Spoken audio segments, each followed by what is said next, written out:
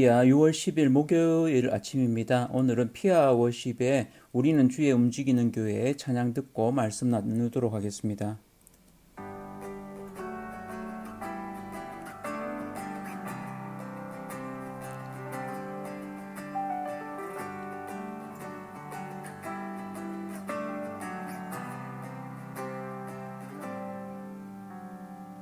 우리는 주의 움직이는 교회, 이곳은 주님을 위한 자리. 내가 기도하는 모든 땅 위에서 하나님 예배 받은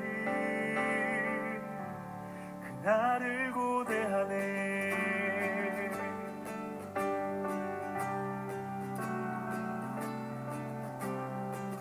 우리는 주의 움직이는 교회, 이곳은 주님을 위한 자리. 내가 기도하는 모든 땅 위에서 하나님 예배 받은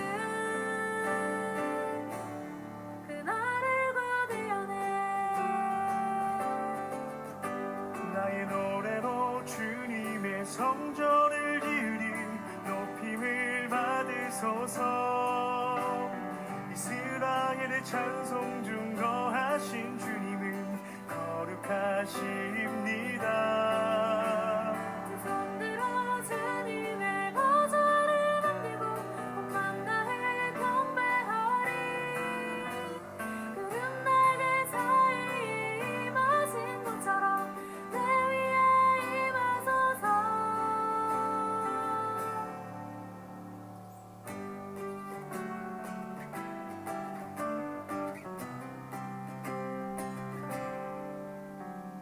우리는 주의 움직이는 교회, 이곳은 주님을 위한 자리. 내가 기도하는 모든 땅 위에서 하나님 예배 받은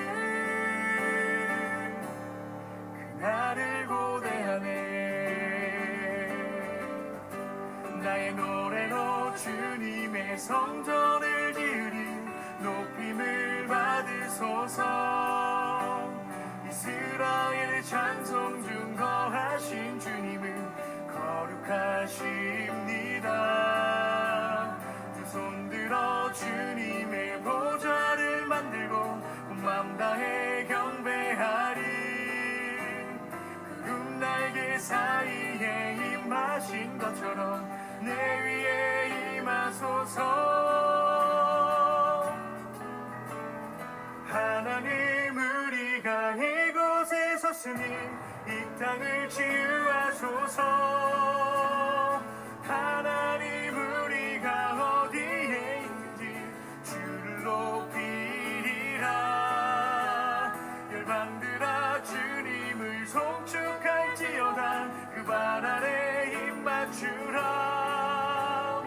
영원한 통치자 주 예수 그리스도, 그는 위대하신 왕.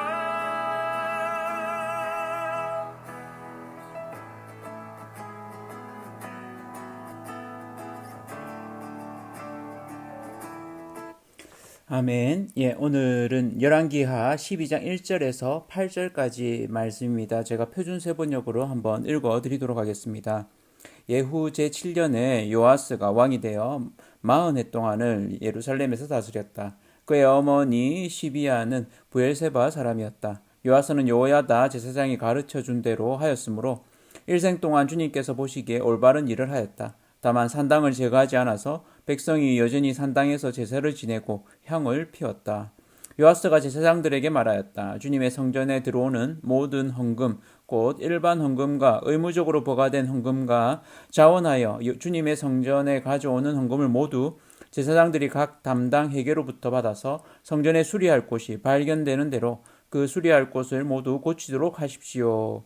그러나 요아스가 왕이 된 지 23해가 지나도록 제사장들은 그 성전에 수리할 곳을 고치지 않았다.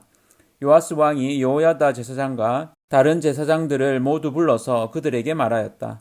어찌하여 아직 성전에 수리할 곳을 고치지 않고 있습니까? 이제는 더 이상 담당 회계로부터 돈을 받아두지 말고 성전을 수리하는 데 쓰도록 직접 넘기게 하십시오. 제사장들은 이 일에 동의하여 제사장들이 백성으로부터 돈을 받거나 성전을 직접 수리하거나 하는 일을 하지 않기로 하였다. 아멘. 예, 오늘은 발맞추기라는 제목으로 말씀을 나누도록 하겠습니다. 요아스가 왕이 되기까지의 과정은 사실은 좀 복잡합니다. 할아버지 때부터 여호람이 아합의 딸인 아달랴와 정략 결혼을 하게 됩니다. 그러면서 이 남유다도 이렇게 어그러지기 시작합니다. 그래서 남유다는 그래도 이렇게 바알을 섬기는 부분에 있어서는 이스라엘을 따라가지 않았는데 이 여호람으로부터 아달랴와 결혼한 아합의 딸과 결혼한 이후 바알을 섬기게 됩니다. 그리고 나서 아버지, 그러니까 여호람의 아들이죠. 이 요아스의 아버지 아하시야가 왕이 되었을 때는 아합의 집 사위가 됩니다. 그러면서 계속해서 이 바알을 섬기게 되죠. 그리고 이 북이스라엘에 이제 예후가 왕이 될 때, 이 아하시야를 쳐서 죽이게 됩니다. 그러면서 이 아하시야가 죽고 나자 그 어머니 아달랴가 왕이 됩니다. 그러면서 이 남유다의 바알의 길이 정점에 이르게 됩니다.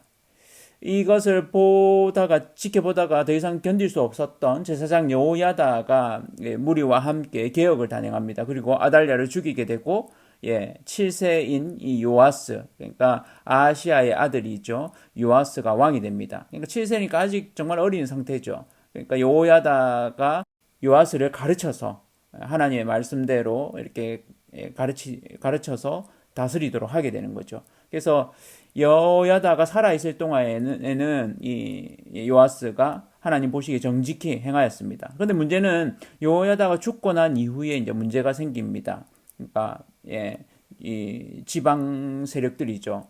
바알을 숭배하는 자들이 올라오게 됩니다. 그리고는 이 요아스를 압박하게 됩니다. 그래서 요아스의 말년에는 악을 행하고 바알을 섬기는 이런 모습들이 역대하 24장에 이렇게 보면 기록이 나옵니다. 그러면서 이 요아스의 행동을 두고 여호야다의 아들인 사가랴가 하나님의 말씀을 대언합니다. 그래서 그 길을 돌이키라고. 그런데 듣지 않고 스가랴를 죽이게 됩니다. 이 일로 인해서 스가랴를 따르던 또 여호야다를 따르던 이들이 결국에는 요아스를 죽이게 됩니다. 그래서 남유다에서는 이렇게 죽어서 폐위되는 경우가 좀 드문데, 요아스의 마지막 말로가 좋지 못하게 끝이 나는 그런 부분들이 있습니다. 오늘 말씀은 요아스 왕이 그가 집권하는 가운데 성전 재건을 명합니다. 그러니까 여호야다로부터 배운 대로 또 그 말씀을 쫓아서 이 성전 재건을 명하는데 문제는 뭡니까? 아직 어리다 보니까 이 말하는 거가 잘 시행이 안 되는 겁니다. 그래서 제사장들이 그 명령을 들었는데도 그것대로 행하지 않고 그 돈을 이 성전 재건을 하는데 쓰지 않고 자신들의 기본적으로 이전까지 해오던 대로 그냥 하는 겁니다.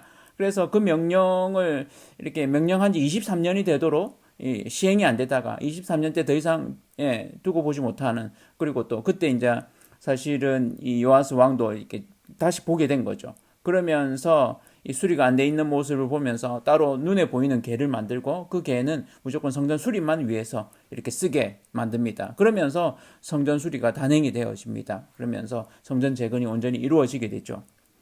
그 말은 한편으로는 남유다에 있는 이 예루살렘 성전도 굉장히 방치되고 있는, 오히려 많은 곳에서 산당을 통해서 우상숭배가 팽배해 있는 이런 모습들을 생각할 수 있습니다. 안타까운 사실이죠. 지도자와 그 밑에 있는 수하, 동역자인 셈이죠. 이들이 발을 잘 맞추어 갈 때 하나님의 성전이, 하나님의 뜻이 잘 이루어지는 것을 보게 됩니다. 지도자가 아무리 바로 서 있더라도, 또 제사장 여호야다가 잘 서 있더라도 그 밑에 같이 따르는 다른 이들이 그것을 발맞추어서 행하지 않으면 하나님의 뜻이 더뎌지게 됩니다.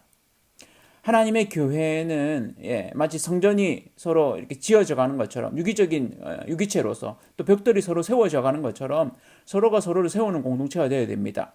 단임 목사만이 아니라 우리 성도님들, 또 영적인 지도자들, 셀 리더들 같이 이렇게 하나님 앞에서 같이 서로가 서로를 세우는 자가 되어야 됩니다. 그래서 발맞추어 나갈 때 이 믿음의 공동체가 더 든든히 세워지고 하나님이 기뻐하시는 공동체로 또 하나님의 사역을 감당할 줄로 믿습니다. 우리 교회가 그런 하나님을 기쁘시게 하는 교회로 또 든든히 세워가는 그런 건강한 교회 되어지기를 축원합니다.